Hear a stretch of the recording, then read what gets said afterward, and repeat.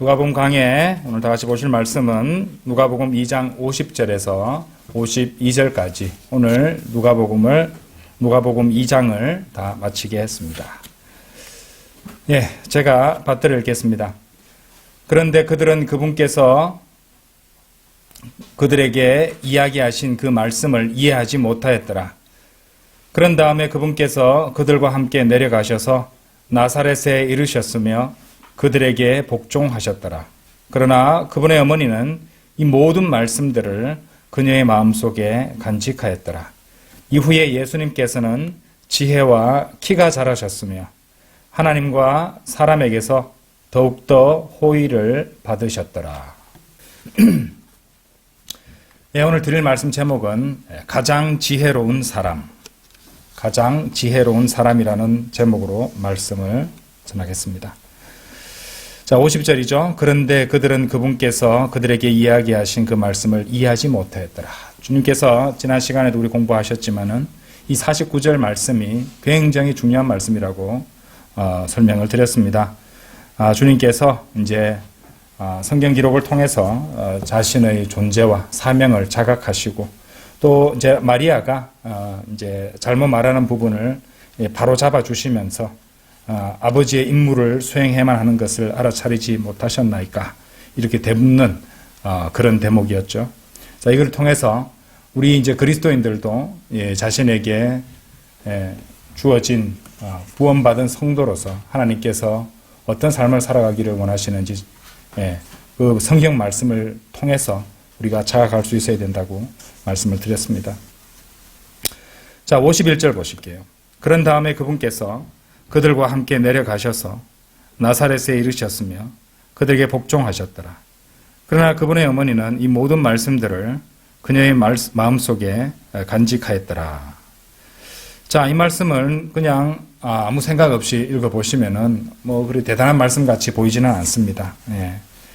일단은 주님께서 이제 중요한 말씀을 49절에서 하셨는데, 예수님의 양치는 그 말씀을 제대로 이해하지 못했던 것이고, 51절에서는 이제 그 일이 있고 나서 이제 예수님의 양친과 함께 나사렛에 내려가셨고요. 근데 거기서 복종하셨다고 말씀하십니다. 자, 이 말씀은 중요한 말씀이라고 할 수 있습니다. 그냥 이렇게 일반적인 지술 같지만은 이 말씀에도 굉장히 중요한 진리가 담겨 있습니다. 주님께서는 이제 앞서 설명드렸지만은 요셉이 이제 그분 자신의 아버지가 아니라는 것을 분명히 공개적으로 시인하셨죠. 그리고 49절은 이제 그분의 어머니, 육신의 어머니죠. 마리아가 이제 엄밀히 말해서 거짓말을 했던 것이에요. 그렇죠? 예수님의 어떤 출생에 대해서 이제 당시 그 사람들이 이제 음행으로 태어났다고 거짓되이 생각하고 있고 또 그런 소문이 퍼져 있던 터라 주님의 이 출생의 고결성을 유지하기 위해서 마리아 나름대로는 의식해서 사람들 들으라고 그렇게 말했던 것인데 예수님께서는 어쨌든 간에 이제 이 그리스도인은 이제 동기가 좋아도 방법이 잘못되면 안 되잖아요. 동기든 방법이든 다 모두 선해야 되잖아요. 그렇죠? 그래서 이제 주님께서 이제 바로 잡아주시는 그런 대목이 있었습니다. 아니야, 요셉은 나의 아버지가 아니고 나의 아버지의 임무를 수행해야만 하는 것을 알아차리지 못하였나이까. 아버지의 임무가 목수 일은 아니었다는 말이죠. 여기서. 자, 그래서 이런 이제 일들이 있고 나서, 그렇게, 결국에는 그 다음 나오는 진솔이 그들에게 복종하셨더라. 이런 말씀이 나오고 있다는 것입니다. 그렇죠? 자, 지난주에도 자세히 설명드렸지만은, 이렇게 49절 말씀을 조금 더 설명을 드리자면은, 이제 로마 가톨릭의 그릇된 이 가르침에 대해서 아주 정면으로 반박하고, 뺨을 후려 갈기듯이 강렬하게 먹여주는 그런 말씀이었죠. 마리아가 하나님의 어머니라고 로마 가톨릭은 가르치잖아요. 그런데 예수님께서는 이 성경에 보시면은 단 한 번도 마리아를 향해서 어머니라고 부르신 적이 없습니다. 앞서 이제 1장 28절 설명하면서 이미 말씀을 드렸습니다. 제가 왜 이 말씀을 드리냐면요. 자, 이런 식으로 이제 잘못 가르치는 그 로마 가톨릭에 대해서 가톨릭 신자에게 이제 그거 아느냐? 네가 하늘의 여왕이고 하나님의 어머니라고 그렇게 가르치지만 실제로 성경에서 예수님께서는 마리아 보고 어머니라고 한 번도 부른 적이 없다는 그 사실을 아느냐? 혹시 예수님이 마리아를 갖다가 어머니라고 부르는 대목이 있으면은 나한테 보여줘 봐라. 이렇게 이제 말을 할 수 있다는 것이죠. 그러면 이제 우리가 킹제임스 성경으로 바로 잡아줄 수 있다는 것입니다. 그러면은 이제 로마 가톨릭 교도는 이렇게 말하겠죠. 신자는 아니 그러면은 예수님께서 자기를 낳아준 어머니에게 어머니라고 부르지도 않는 그런 버릇 없고 이렇게 더 무례한 그런 아들이었다는 말인가요? 이렇게 따질 것 아닙니까? 그때 제시하기에 좋은 말씀이 바로 51절 이 말씀이라는 것입니다. 아니요, 예수님께서는 참으로 부모에게 복종하셨고 계명에 따라서 그 두 분을 공경하셨다는 것을 우리가 알 수 있습니다. 51절을 보세요 하고 이제 이 구절을 제시하면 될 것입니다. 51절을 보시면은 그들과 함께 내려가셔서 나사렛에 이르셨으며 그들에게 복종하셨더라. 이렇게 말씀하시거든요. 그렇죠. 요셉과 마리아에게 둘 다에게 복종하셨다고 말씀하죠. 예수님이 그분의 양친에게 그렇죠. 양친에게 복종하셨다고. 그렇죠. 예수님의 진짜 아버지는 하나님이시지만은 그렇죠. 이렇게 의붓 아버지 격이잖아요. 요셉의 경우는. 그렇죠. 또 마리아의 경우는 예수님의 예수님께서 하나님의 속성과 인간적 속성을 가지고 있으니까 육신적으로 봤을 때의 어머니는 마리아라고 할 수 있지만은 그것이 결코 하나님의 어머니를 의미하는 건 아니라고 이미 앞에서 많이 설명을 했습니다. 그래서 이제 예수님은 이제 그분의 양친을 잘 공경했고 복종했다는 기록이 성경에 나와 있다는 것이죠. 그럼에도 불구하고 주의 깊게 마리아를 어머니라고 부르시지 않았다는 것입니다. 그렇죠? 예. 자, 근데 예수님께서 이렇게 그분의 양친에게 복종하고 공경했다는 이 말씀은 우리에게 시사하는 바가 큽니다. 마침 오늘이 또 어버이날이라고 하잖아요. 그렇죠? 오늘 어버이날이죠. 그래서 이 말씀을 또 이제 이 계기를 삼아서 잠시 드리고자 합니다. 우리 다 같이 에베소서 6장 한번 열어보십시오. 에베소서 6장 한번 열어보세요. 에베소서 6장. 자, 에베소서 6장 1절에서 3절까지 보시겠습니다. 에베소서 6장 1절에서 3절.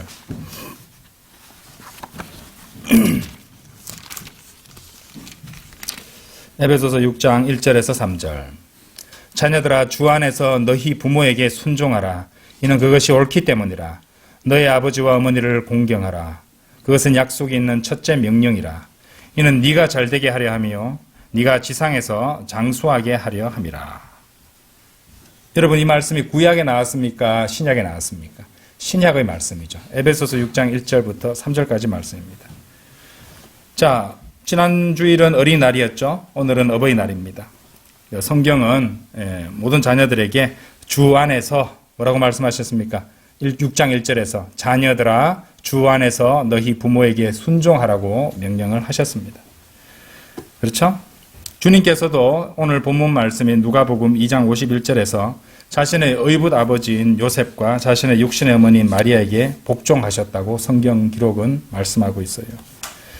육신을 입고 오신 하나님이신 예수님은 자신의 존재와 이 사명을 완전히 자각하신 직후에도 하나님의 말씀을 이루기 위해서 그리고 그 계명대로 자신의 양친에게 12살의 어린아이로서 복종하셨다는 것을 알 수가 있습니다. 에베소서 6장 1절 말씀 다시 보세요. 자녀들아 주 안에서 너희 부모에게 순종하라. 이는 그것이 옳기 때문이라. 너희 아버지와 어머니를 공경하라. 그것은 약속이 있는 첫째 명령이라. 명령입니다. 계명이고 명령입니다.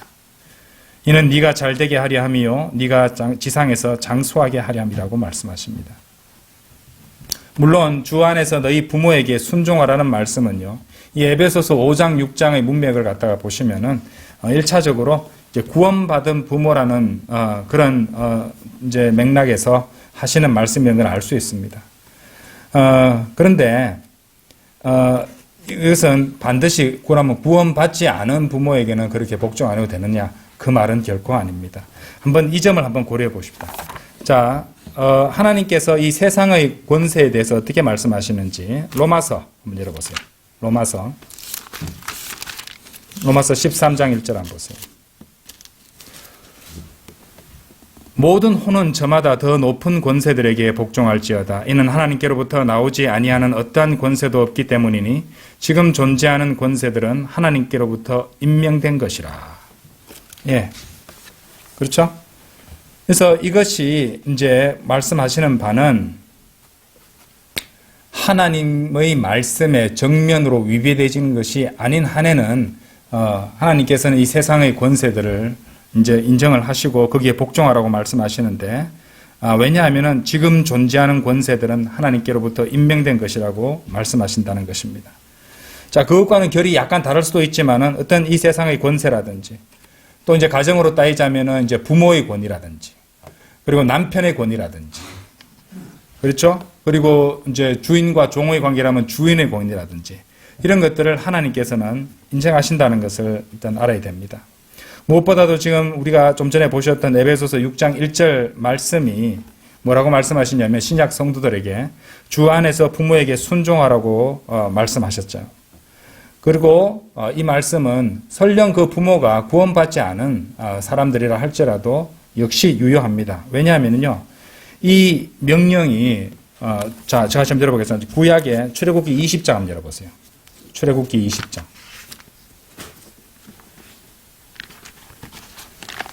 출애굽기 20장 12절 말씀 한번 보세요. 너의 아버지와 너의 어머니를 공경하라. 이는 주 너의 하나님이 너에게 주는 그 지역 위에서 너의 날들이 길어지게 하려 함이라. 자, 이 같은 명령입니다. 너의 아버지와 너의 어머니를 공경하라. 뒤에는 너의 날들이 길어지니까 장수 얘기잖아요. 에베소서 6장으로 다시 돌아와서 보셔도 마찬가지입니다. 여러분들은 그것을 확인할 수 있다는 것이죠. 에베소서 6장 1절에 보시면은 자녀들아 주 안에서 너희 부모에게 순종하라. 이는 그것이 옳기 때문이라. 너의 아버지와 너의 어머니를 공경하라. 그것은 약속 있는 첫째 명령이라. 아까 보셨죠? 출애굽기 20장에서. 그렇죠? 이는 네가 잘되게 하려 하며 이게 더 들어갔죠. 네가 지상에서 장수하게 하려 함이라. 너희 날들이 길어지는 것과 같잖아요. 근데 구약과 신약에서 공히 이제 너의 아버지와 너의 어머니를 공경하라는 명령이 주어지고 있다는 것입니다. 유니버설하다 이 말이에요. 보편적이라는 것입니다. 피를 먹지 말라는 명령이 율법 전에든 율법 하든 율법 이후에든 은혜 시대까지도 다 유효한 유니버설한 보편적인 그런 명령들이 있지 않습니까? 부모를 공경하라는 말도 마찬가지로 우리가 볼 수 있다는 것입니다. 그래서 이 하나님의 명령이라는 것 아시겠죠? 부모를 공경하라는 것, 순종하라는 것은 하나님의 명령이라는 것을 아셔야 됩니다. 이 지상을 살아가는 그 어느 시대의 인간들에게도 주시는 하나님의 명령이라는 것을 알아야 됩니다. 굳이 성경을 얘기하지 않아도 우리나라 정서상으로도 부모에게 효도하는 것은 자식의 도리입니다. 그렇죠? 자, 이 지상에서 장수하고 잘 되는 거 좋은 거 아닙니까? 사실 많은 사람들이 이것을 위해서 많은 시간과 돈을 투자하지 않나요? 예, 건강 사람들 얼마나 신경 씁니까? 좋은 약 먹고 운동하고 다 건강하게 오래 살려고 하는 거 아닙니까? 장수를 갖다가 이제 얻기 위해서, 장수하기 위해서 그렇게 많은 관리를 하고 돈을 투자한다는 것입니다. 잘 되는 거, 잘 되는 거 좋은 거잖아요. 그렇죠? 웰빙이고 또 건강하고 승승장구하는 것, 성공하는 거 아닙니까? 바로 이 현대인들도 그렇게 얻고자 하는 것이 바로 이런 웰빙이고 건강이고 진정한 의미의 성공이라는 것입니다. 그렇다면은 그것을 원한다면은 이 하나님의 말씀대로 순종하면 되는 것이에요. 구원받지 않은 부모라도 구원받은 부모라면 더더욱 그 부모를 공경하고 순종하는 것이 좋을 것입니다. 그리고 그것이 무엇보다도 가장 좋은 이유는 그렇게 해야 되는 이유는 그것이 하나님의 명령이라는 것이죠. 율법 시대에도 주셨고 이 은혜 시대에도 똑같이 적용되는 하나님의 명령이라는 것입니다. 그래서 주님께서 보여주신 이 모범대로 주님께서도 12살의 어린아이로서 그렇죠? 자신의 사명을 자각하신 이후에도 부모를 따라서 나사렛으로 갔고 복종하셨다고 그들에게 복종하셨다고 성경 기록이 보여주고 계십니다. 그래서 특히 이제 성인이 되지 않은 자녀들은 더더욱 너의 아버지와 너의 어머니를 공경하라. 이것이 하나님의 명령이라는 것을 잘 알아야 될 것입니다. 그리고 그 말씀에 순종하지 않는다는 것은 무엇을 의미합니까? 하나님의 명령에 거역하는 것을 의미하는 것이에요. 아시겠죠? 예. 그리고 그 하나님의 명령을 이제 하나님을 두려워하는 마음으로 하나님의 명령을 순종해야 된다는 것이죠. 그리고 하나님을 두려워하는 것이야말로 바로 이 지혜라는 것입니다. 자, 우리 욥기 말씀 하나 볼까요? 욥기 외우기도 쉽습니다. 28장 28절. 아시는 분 다 아시는 말씀이죠. 욥기 28장 28절. 그러면서 사람에게 친히 말씀하시기를 보라 주를 두려워하는 것이 곧 지혜요 악에서 떠나는 것이 명철이라 하셨느니라. 그렇죠. 예. 하나님을 두려워하고 하나님의 말씀에 순종하는 것. 그것이 바로 지혜입니다. 악에서 떠나야 된다는 것이죠. 자, 주님께서는 그렇게 자신의 양친들에게 복종하셨습니다. 그리고 그렇게 함으로써 하나님의 명령과 하나님의 계명에 순종하셨죠. 그리고 말씀을 이루셨습니다. 그죠? 그럼에도 불구하고 다시 아까 얘기하던 주제로 넘어온다면은 그렇게 이제 부모를 공경하고 복종하셨지만은 그럼에도 불구하고 예수님은 결코 마리아를 단 한 번도 어머니라고 부르지는 않았다는 것입니다. 왠지 아세요? 지금 요즘 세상을 보시면 안 됩니다. 요즘 로마 가톨릭의 가르침을 고려해 보면은 그 이유를 우리가 쉽게 이해할 수 있습니다. 나중에 어떤 가톨릭 교도라도 주님께로 가기 위해서 반드시 마리아를 거쳐야 된다는 그런 거짓 가르침에 속지 말라고 주님께서는 그렇게 주의 깊게 마리아에게 단 한 번도 어머니라고 부르시지 않았다는 것입니다. 하지만 그분은 그분의 양친에게 복종했고 그 두 분을 율법대로 공경하셨다는 것이죠. 자, 그래서 그 모든 하나님의 말씀들 그리고 그분의 진리를 정확하게 지켜내고 또 이루셨다는 말씀입니다. 자, 다시 누가복음 돌아가셔서요. 2장 51절 보십시오. 후반부입니다. 그러나 그분의 어머니는 이 모든 말씀들을 그녀의 마음속에 간직하였더라. 자, 이런 표현을 갖다 벌써 우리가 두 번째로 보고 있는 것 같은데요. 사실 저 앞에 보시면은 어디서 나왔냐면은 19절 보세요. 19절. 다만 마리아는 이 모든 일들을 간직했고 그것들을 그녀의 마음속에 곰곰이 생각하였더라. 자, 이런 표현들이 나왔는데 19절에서 우리가 보셨던 표현이 51절에도 같이 비슷한 표현이 나오고 있습니다. 자, 아까도 말씀드렸지만은 이제 일어났던 일들을 한번 생각해 보면은 주 예수 그리스도께서 마리아가 이제 이렇게 예수님을 보호하려고 했던 것이죠. 그래서 이제 거짓말이었죠. 거짓말로 이렇게 무마하려고 시도를 했었는데 예수님이 그것을 완전히 이제 이런 지하에 깔아뭉개시고 하나님이 나의 아버지시라는 것을 주장하셨죠. 그리고 또 천사가 마리아에게 예수님이 가장 높으신 분의 아들이라 불리시리라 이렇게 말도 직접 해줬습니다. 그런데 지금 이 표현에서 보는 바와 같이 51절 후반부의 표현과 같이 이때까지도 마리아는 도대체 무슨 일이 어떻게 돌아가는지 잘 모르고 있었던 것 같아요. 그렇죠. 진지하게 이제 마음에는 했지만은 생각을 했다 할지라도 제대로 이해를 못하고 있던 것이고 49절에서 예수님이 하셨던 말도 제대로 이해를 하지 못하고 있었습니다. 그렇죠? 50절 말씀이 그 점을 잘 보여주잖아요. 그런데 그들은 그분께서 그들에게 이야기하신 그 말씀을 이해하지 못하였더라. 그렇죠. 이런 것들이 이제 보면은 이제 아직 그런 것을 잘 모르고 있었다는 것을 우리가 알 수 있습니다. 다행히 우리는 이제 성경 말씀을 쭉 읽어가면서 이 모든 상황들을 잘 이해할 수 있지만 말이죠. 자, 그 다음 표현입니다. 52절이죠. 오늘 마지막 절입니다. 이후에 예수님께서는 지혜와 키가 자라셨으며 하나님과 사람에게서 더욱더 호의를 받으셨더라. 이렇게 말씀하십니다. 자, 이 51절, 52절은요, 또 이 말씀도 이 중요한 대목인데, 51절, 52절 단 2절밖에 안 되지만은 사실 성경 기록에서 예수님의 생애 중 12살 이후부터 30살까지의 예수님의 행적이 기록된 게 이것이 전부입니다. 성경에는 이 기록 외에는 예수님의 12세부터 30세까지의 그 18년이라는 기간 동안의 기록이 전혀 안 나옵니다. 단 이 2절밖에 없어요. 다시 한번 보실까요? 그런 다음에 그분께서 그들과 함께 내려가셔서 나사렛에 이르셨으며 그들에게 복종하셨더라. 그러나 그분의 어머니는 이 모든 말씀들을 그녀의 마음속에 간직하였더라. 자, 나사렛에 가셔서 복종하셨다는 말씀. 그 다음에 이후에 예수님께서는 지혜와 키가 자라셨으며 지혜도 잘하시고 키도 잘하셨으며 하나님과 사람에게서 더욱더 호의를 받으셨더라. 이것이 전부입니다. 흥미롭죠? 그래서 이 부분에 대해서 우리가 또 생각해 볼 부분들이 있습니다. 왜냐하면은 성령님께서 이 성경 기록의 저자이신데 성령님께서 성경 기록을 기록하실 때 의도적으로 예수님의 인생 기록 중 12세에서 30세까지의 그 정보들을 요 말씀 외에는 다른 것을 의도적으로 기록하지 않으셨다는 것이죠. 예.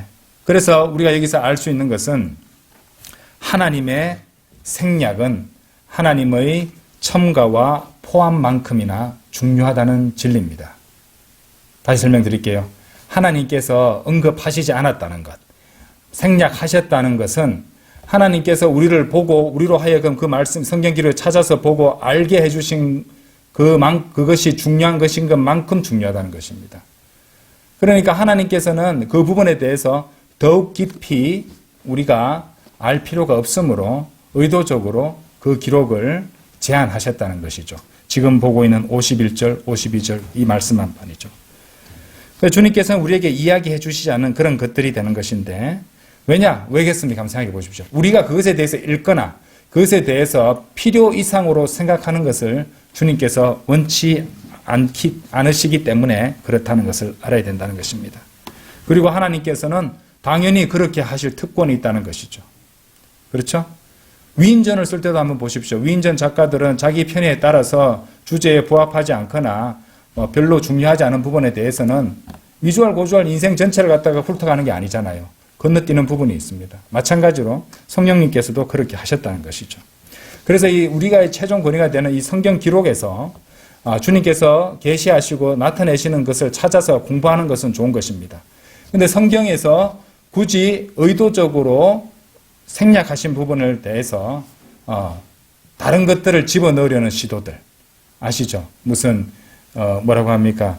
그 외경 같은 것들을 갖다 집어넣어서 이상한 얘기를 지어낸다든지 아니면 필요 이상으로 비약적인 해석을 해서 엉뚱한 것을 찾아낸다든지 그런 것도 있다는 것이죠. 예, 사탄에 대해서도 마귀에 대해서도 성경에서 계시하시는 바 정도까지 우리가 공부하고 또 우리가 우리의 이제 대적에 대해서 알고 준비하고 대비하는 것은 좋은 것이지만은 어떤 사람은 그것에 대해서 필요 이상으로 파고들다가 오히려 악한 영들에 의해서 이끌림을 받거나 영향을 받는 그런 끔찍한 일도 있었다는 것을 아셔야 됩니다. 그래서 항상 기억하십시오. 하나님의 생략은 하나님의 첨가와 포함만큼이나 중요하다. 주님께서 빼신 것은 그만한 이유가 있어서 빼신 것이고 주님께서 기록해 두신 것은 우리 눈에 아무리 시시해 보이는 진술이라 할지라도 그렇죠. 중요하기 때문에 예수 한번 생각해 보세요. 거기서 어디 들판에서 나귀를 찾은 것에 대해서는 기록을 해 주시는데 예수님은 12세부터 30세 이르기까지 예수님께서 하신 일들도 있고 일화도 있을 텐데 그것은 성령님께서 기록하지 않으셨다는 말입니다. 그렇죠. 한번 생각해 보십시오. 성령님께서 의도적으로 그렇게 하셨다는 것입니다. 그분의 아들과 관련된 것들은 사소한 것이라도 기록하시는 분께서 왜 12세에서 30세까지의 그 예수님의 행적과 그 기록에 대해서 그 기록을 성경에 포함시키지 않으셨을까? 우리로 하여금 그 이상 알 필요가 없다는 것입니다. 그러면 아멘 하고 받아들이면 되는 것이죠. 그렇죠? 성경의 저자께서 그분께서 원하시는 대로 그분의 의도가 있으신 것이니까 우리는 그 의도에 아멘 하면 되는 것입니다. 그런데 인간들은 어떻게 합니까? 이렇게 예수 그리스도의 초기 생애에 대한 이런 성경적인 성경 내용에 대한 정보가 많지 않다 보니까 이제 크리스마스 즈음 되면요, 미국 같은 데서는 이렇게 또는 크리스마스라든지 부활절 되면은 무슨 다큐멘터리 같은 것들을 만들어서 방영한다고 합니다. 보통 제목이 역사 속의 예수 그리스도를 찾아서 이런 기사나 다큐멘터리가 나온다고 그래요. 근데 그런 제목을 붙여서 하는 이유가 뭘까요? 역사 속의 예수님은 존재하지 않는다는 것을 말하고 싶다는 것이죠. 그렇죠? 하지만 역사 속의 진짜 예수님은 우리가 지금 공부하고 있는 누가복음을 비롯한 4명의, 그러니까 누가복음을 포함해서, 누가를 포함해서 4명의 작가들죠. 마태, 마가, 누가, 요한. 이 4명이 이 4가지 관점에서 잘 기록해 놓았습니다. 그리고 거기에 이제 거룩한 성경에 잘 보존되어 있다는 것이죠. 그래서 역사적인 예수를 찾아서 이렇게 운운하면서 또 이상한 소리를 해대는 그런 사람들을 보면은 그냥 무시하시면 됩니다. 자, 제목까지는 말씀드릴 필요가 없겠지만은 이 뉴에이지 운동가들이 자신들이 이제 이렇게 간직하고 있는 소수 비밀 문헌을 들면서 예수님께서 이 종교에 관해서 배우시기 위해서 12살 이후로 17년 동안 인도에서 시간을 보냈다고 주장하는 자들도 있습니다. 옛날에 무슨 불제자였던 예수 이러면서 그런 책들도 나와서 사람들을 이렇게 호도한 적이 있었는데, 자, 왜 그런 생각을 하고 그런 것을 고안해내느냐 하면요, 결국에는 이제 예수님께서 사람들 보면 이제 세계 4대 성인 하면서 아주 지혜로운 분이고 성스러운 분이라 하면서 어떤 지혜로운 현자 같이 치부하려는 자들이 많습니다. 인본주의적이죠. 어쨌든 그런 예수님께서 하신 모든 말씀이 결국에는 어디에 영향을 받은 것이다.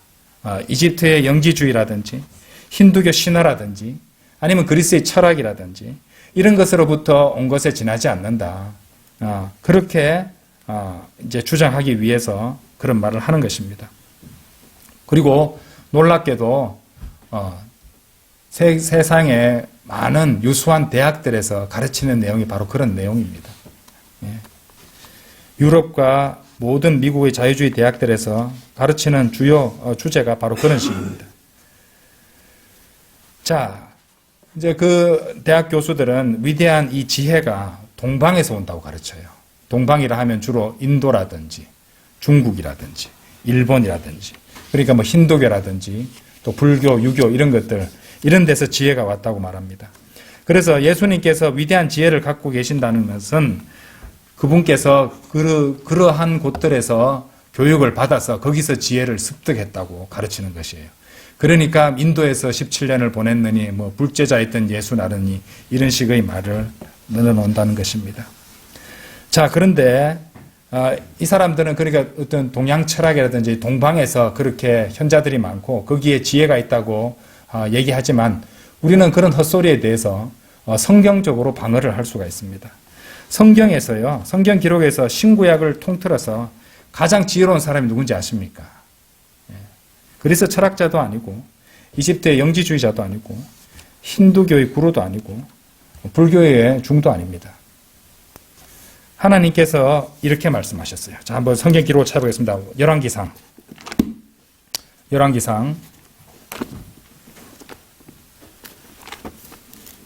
3장 12절 보세요.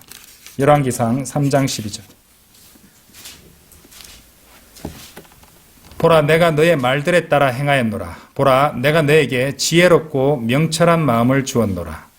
그렇게 하여, 잘 보세요, 너와 같은 이는 너의 앞에도 없고 너의 뒤에도 너에게 비견될 자가 아무도 일어나지 아니하리라 라고 말씀하셨습니다. 자, 이 사람이 누굽니까? 이 사람 누구죠? 솔로몬을 말하고 있는 거죠. 솔로몬. 그렇죠? 자, 성경은 또한 이렇게 말씀하세요. 열왕기상 한 장 더 넘겨서 4장 30절 보세요. 자, 이 말씀이 거짓이면 성경 기록이 거짓말되는 것이에요. 30절. 그리고 솔로몬의 지혜가, 잘 보세요, 이 자들이 동방의 지혜, 동양 철학 이런 데서 지혜가 왔다고 또 그리스 철학 이런 얘기하는데, 지금 뭐라고 말씀하시냐면은 4장 30절 보시면 그리고 솔로몬의 지혜가 동쪽 지방의 모든 자녀들의 지혜와 이집트의 모든 지혜를 능가하였더라. 그대로 방어를 하셨죠. 성경 기록에서. 동방 얘기하지 마. 동쪽 지방의 모든 자녀들의 지혜와 이집트. 옛날 그 고대 이집트는 최강국이었고 엄청난 문명을 자랑하는 곳이었잖아요. 그렇죠? 그래서 이집트의 모든 지혜를 능가하였다고 성경이 말씀하십니다. 그렇죠? 동쪽 지방, 인도에서 나오는 거, 티벳에서 나오는 거, 무슨 달라이 라마, 뭐 중국에서 나오는 거, 모든 것들을 다 통틀어서 그렇다는 것입니다. 그래서 달라이 라마라든지 부처라든지 이런 아마추어들은 아무리 애를 써도 솔로몬과의 지혜에 있어서 솔로몬과 경쟁 상대가 될 수가 없습니다. 그런데 그런 솔로몬이라 할지라도 지혜에 있어서 솔로몬을 능가하시는 분이 한 분 계십니다. 단 한 분이 계세요. 그분은 바로 하나님이신 사람입니다. 곧 예수 그리스도시며 그분도 또한 고대의 유대인이셨죠. 그리고 성경은 그분에 대해서 이렇게 말씀하십니다. 골로새서 2장 30절 보세요. 골로새서 2장 30절.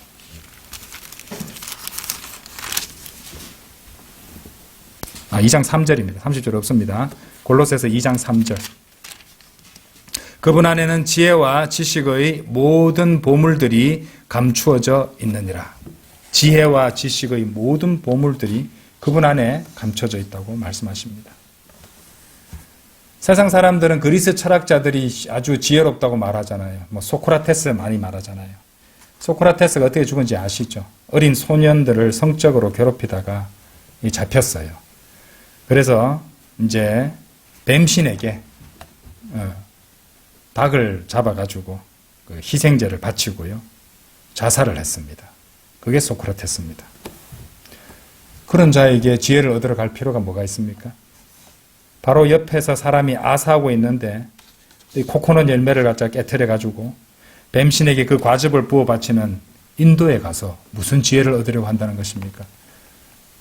시간이 많아서 마음은 허하고 시간이 많은 사람들이 뭐 인도에서 삶의 의미를 배우기 위해서 갔다고 하면서 그곳에서 무엇을 얻는단 말입니까? 왜 그 같은 바보 천치들의 무리에게서 지혜를 구한단 말입니까? 이 성경책에 하나님의 말씀에 지혜가 있는데 말이죠. 자, 주님을 만나면 되는데 말이죠. 성경은요. 자, 고린도전서 1장 30절도 보십시오. 고린도전서 1장 30절. 주님이 무엇이라 주님이 어떤 분이냐면요. 30절. 그러나 너희는 그리스도 예수 안에서 그분께로부터 났으니 그리스도께서는 하나님께로부터 나셔서 우리에게 뭐가 되십니까? 지혜와 의와 성결과 구속이 되셨느니라. 그렇죠? 우리에게 지혜와 의와 성결과 구속이 되셨다고 이렇게 말씀하십니다. 그렇죠? 근데 왜 세상 사람들이 그분을 지혜와 의와 성결과 구속이 되시는 그분을 받아들이지 않을까요? 본인 마음속에 세상 지혜가 가득 차 있으니까. 자신이 지혜롭다고 생각하니까 그분의 지혜를 받을 수 없는 것이에요. 그렇죠? 진짜 지혜를 받을 수 없다는 것입니다. 자기가 어리석은 자가 돼야지 예수님을 받아들여서 지혜로운 자가 될 수 있는데 자기 안에 부패한 세상 지혜가 들어가 있으니까 진짜 지혜가 들어올 수 없는 것입니다. 의와 성결과 구속이 되셨다는데 자기가 의롭잖아요. 자기 의로 가득 찬 사람들이 하나님의 의신 예수 그리스도를 받아들이겠습니까? 자기는 잘못한 거고 자기는 고귀하고 고결한 사람인데 어떻게 그분을 받아들여서 성결해질 수 있을까요? 자신이 잃어버린 바 되는 존재라는 것을 인정도 않는데 어떻게 그분을 받아들여 그분을 통해서 구속을 얻을 수 있겠습니까? 그래서 안 되는 것이죠. 자, 지혜는 그리스 철학이나 동방 종교에 있지 않습니다. 지혜는 그분께 있습니다. 그리고 그분의 책에 있는 것이죠. 자, 우리가 이제 예수 그리스도께서 지혜가 되신다는 것은 골로새서 2장 3절 그리고 고린도전서 1장 30절을 통해서 우리가 확인을 했었습니다. 그렇죠? 그 다음에 욥기 28장 28절에서도 주를 두려워하는 것. 그렇죠? 그것이 지혜라고도 또 말씀하셨죠. 자, 하나님의 말씀에도 있습니다. 시편 119편 한번 열어보십시오. 시편 119편.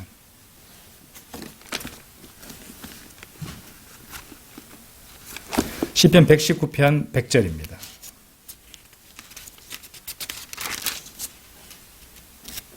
제가 당신의 규범들을 지킴으로 저는 원로들보다 더 많이 이해하나이다. 제가 당신의 규범들을 지킴으로 저는 원로들보다 더 많이 이해하나이다. 제가 지금 이제 이 수요 기도회 하면서 설교하면서 이 구절을 다루지 않는다면은 여러분이 매일매일 성경을 읽을 때 그냥 쑥 읽고 지나갈 그런 말씀입니다. 근데 이 말씀에도 굉장히 귀한 진리가 담겨 있습니다. 자, 이 원로들보다 더 많이 이해하나이다 이렇게 말씀하시잖아요. 새해가 되면은 이제 거기 주요 언론사들이라든지 신문사 같은 데서는 이 원로 학자들을 갖다가 초청을 해서 뭐 지상 인터뷰를 하기도 하고 또 실제로 인터뷰한 내용을 갖다가 방송에 방영하기도 합니다. 왜 그렇게 할까요? 그들이 오래 살았고 오랫동안 학문을 연구했기 때문에 이 사람들한테 뭔가 이 시대를 위한 지혜가 있을 것이라 생각하고 그래서 그들에게 이제 질문들을 묻는 것이죠. 그들에게 지혜가 있기 때문이라고, 지혜가 있을 것이라고 그렇게 기대하고서 그런 질문을 하는 것입니다. 근데 성경 기록은 제가 당신의 규범들을 지킴으로 저는 그런 원로들보다 더 많이 이해한다고 말씀하십니다. 그러니까 더 많은 지혜와 명철이 있다는 것을 의미하는 것이죠. 자, 그런데 이 킹제임스 성경의 단어에 대한 놀라운 진리를 한 가지 더 캐내보도록 하겠습니다. 먼저 이게 규범들을 지킴으로라고 되어 있죠. 이 규범은 결국에 하나님의 말씀을 의미하는 것입니다. 그렇죠? 그런데 그 영어 킹제임스 성경에 영어 킹제임스 성경 표현을 보시면은 지킴으로에 해당하는 지킨다는 그 단어가 영어 keep이라는 걸 알 수 있어요. keep. 그렇죠? I keep thy precepts. 그래서 keep이라는 단어를 쓰고 있어요. 웹스터 사전을 열어보시면은요, keep에는 크게 두 가지 뜻이 있어요. 여러 뜻이 있지만은 keep은 크게 두 가지 뜻이에요. 첫 번째, obey, 순종하다는 뜻이 있습니다. 그 다음에 preserve, 보존하다는 뜻도 갖고 있어요. 이 keep이 가진 단어의 두 가지 주요 뜻이 순종하다와 보존하다 두 가지 뜻이 있습니다. 그처럼 하나님의 말씀을 순종하는 사람에게도 지혜와 명철이 있는 것이지만은, 그렇죠? 그분의 말씀을 보존하고 지키는 사람. 그러니까 변개시키지도 않고 오역하지도 않고 첨가 삭제하지도 않고, 그죠? 자신의 아집과 속임수로 짐짓 알면서도 성경 바른 성경의 본문을 갖다가 가리고 있는 그런 자들. 이런 자들이 지혜를 가질 수 있겠습니까? 그렇게 하지 않고 하나님의 말씀을 보존하는 사람들. 그리고 바르게 번역해서 성도들에게 건네줄 수 있는 사람들. 이런 사람이 더 많은 이해를 갖고 있다. 더욱더 많은 지혜와 명철을 갖고 있다는 것을 우리가 알 수 있습니다. 자, 우리에게는 표준 킹제임스 성경이 있죠. 한글로 번역된 바이블 빌리버들의 이 최종 권위가 되는 킹제임스 성경의 역본 중에 이제 영어 아닌 다른 언어로 번역된 성경들 중에 결코 의도적으로 삭제하거나 첨가하거나 변개시킨 곳이 없는 가장 정확하고 아름답고 훌륭한 성경이 바로 표준 킹제임스 성경입니다. 그것을 하나님께서 이 민족에게 건네주고 계시는 것이죠. 그 이래로 수많은 성경 전쟁들이 계속 이어지고 있는 것이고, 결국에는 하나님의 말씀이 아니라 자신의 아집과 교만을 사랑하는 자들이 하나님의 말씀을 가로막고 보여주지 않으려고 하는 그런 음험한 그런 의도를 가지고 지금 이 표준 킹제임스 성경을 갖다 비난하고 공격하는 무리들이 있다는 것입니다. 그런데 별로 걱정할 필요는 없습니다. 어떻게 해서든 하나님의 말씀은 융성할 것이기 때문이죠. 그렇죠. 우리가 육신적으로 대할 필요도 없는 것이죠. 자, 그런 말씀을 우리 성도님들이 다 갖고 이 말씀대로 순종하고 이 말씀들을 각자의 마음판에 우리는 새기고 보존하고 있습니다. 그렇죠? 여러분들도 그 말씀들을 지키고 있는 것이에요. 자, 우리 안에 계시는 말씀이 육신이 되어서 오신 주 예수 그리스도께서는 우리에게 지혜가 되십니다. 그리고 그분의 말씀을 순종하고 지키는 우리에게 하나님께서는 필요한 지혜를 언제나 공급해 주십니다. 우리가 하나님의 말씀을 우리 마음에 묶어두고 그분의 인도하심의 등불을 따라 살아가는 한 우리는 이 세상에 넘쳐나고 있는 좋은 말들과 그럴듯한 언변들로 순진한 자들의 마음을 속이는 자들, 곧 부패한 성서를 붙잡고 변질되어 있는 그런 거짓 목사들의 현혹에 속아 넘어가지 않을 수 있습니다. 그리고 이 세상에는 단순한 진리를 한없이 복잡하고 어렵게 만드는 그런 자들도 있죠. 곧 하나님을 부인하는 철학자들, 과학자들, 사상가들, 이런 자들의 기만에도 우리는 속아 넘어가지 않을 수 있습니다. 우리가 하나님의 말씀을 지키고 있는 한. 그렇죠? 여러분 그거 아십니까? 세상 사람들이 높이 드높이는 이 지혜와 진리는 결코 복잡하지 않습니다. 지혜와 진리에 잘 어울리는 옷은요, 순수함과 단순함입니다. 고린도후서 한번 열어보세요. 고린도후서 11장 3절.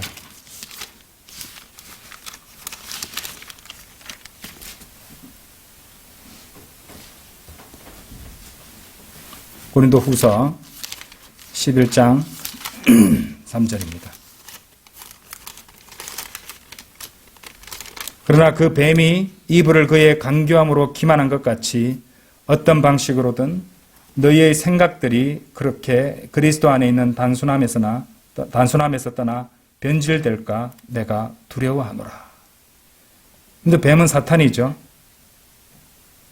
뱀이 이브를 그의 강교함으로 기만한 것 같다고 하잖아요. 뱀은 교회, 우리 그리스도인들을, 그리스도 신부잖아요. 우리들을 어떻게 합니까? 기만합니다.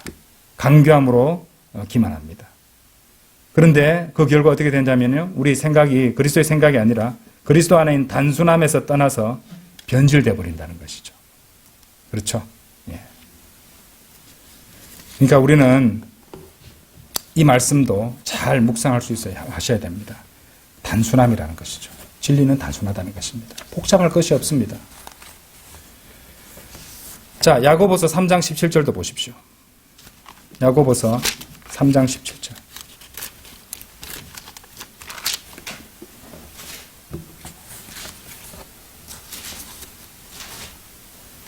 그러나 위로부터 난 지혜는 첫째로 순수합니다. 화평하고 온화하며 간청을 잘 들어주고 자비와 선한 열매들로 가득하며 편파적이지 않고 위선이 없느니라.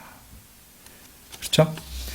그러므로 위로부터 난 순수한 지혜를 소유한 성도들로서 우리는 그리스도 안에 있는 단순함에서 떠나지 않도록 우리의 마음과 생각을 지켜야 되죠.